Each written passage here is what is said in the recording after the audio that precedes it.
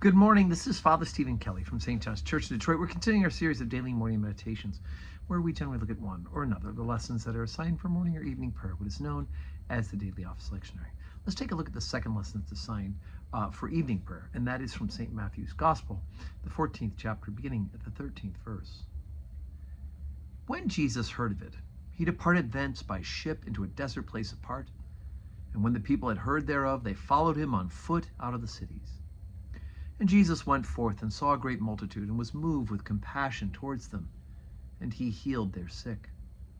And when it was evening, his disciples came to him, saying, This is a desert place, and the time is now past. Send the multitude away, that they may go into the villages and buy themselves victuals. But Jesus said unto them, They need not depart. Give ye them to eat. And they say unto him, We have here but 5 loaves and 2 fishes. He said, Bring them hither to me. And he commanded the multitude to sit down on the grass, and took the 5 loaves and the 2 fishes, and looking up to heaven, he blessed, he brake, and gave the loaves to his disciples, and the disciples to the multitude. And they did all eat, and were filled, and they took up the fragments that remained, 12 basketful. And they that had eaten were about 5,000 men, besides women and children. Okay, so this is one of several stories, both in Matthew's Gospel and in the other Gospels, about the feeding of the multitudes. And of course, we joke about how parish potlucks can be like that as well, that we never think we're going to have enough food, and then we end up with just oodles of extra food. But that is because of people's individual generosity. That's not what's happening in these feeding of the 5,000 narrative.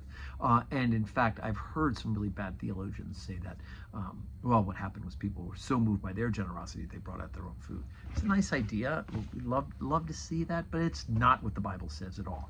It is all that extra food from those 5 loaves and the fishes. But these kind of stories would have rung some very familiar bells to those who were hearing these stories in that first generation when Jesus was ministering on earth, and in the early times of the apostles.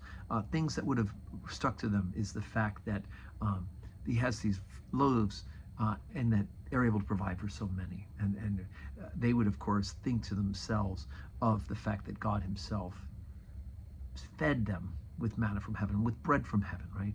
And so the idea that God can provide bread, even in the wilderness. They were in a desert place apart, right? And so this idea that even in the desert, even in places that are far and set off, God can provide food and to sustain them. So that's a part of it. Secondly, the involvement of the apostles and the disciples in the ministry, right? In the distribution of the elements. And so he blesses, he looks up to heaven, he blesses and he breaks, right? This is the part of how the Jewish blessing of the Passover meal goes, but also what we do at Mass as well, based on that.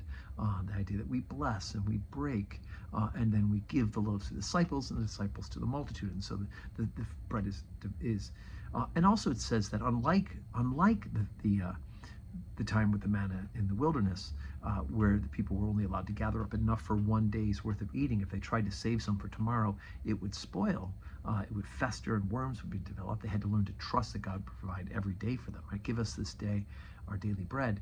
In this case, Jesus tells them to go ahead and gather up the extras. They all ate to their fill, both of the fish and the loaves, and there were 12 basketsfuls. And again, when you hear that number 12, all sorts of bells go off, because not only do we think about the 12 apostles, but those hearing this story in that first generation would have thought of the 12 tribes of Israel. So 12 is a very important number as well. So anyways, all sorts of good stuff here. And also it points not only to just the miraculous being able to feed, but it begins to point us towards that Eucharistic theology of the bread of life, Jesus Christ himself. So today is Tuesday. We have 12:15 Holy Communion and 4 o'clock evening prayer. And please note, if you're coming down for evening prayer, and I would love to have you join us, that there'll be some people in the neighborhood, because at 2:30 the Detroit Tigers are playing in Houston, but there'll be a watch party going on at Comerica Park starting at 2:30. So there'll be some cars in the neighborhood. Don't be surprised if you come down and see some cars in the parking lots. We'll make sure to save you a place in our little lot behind the office. And I hope that you have a Tuesday that is full of blessings.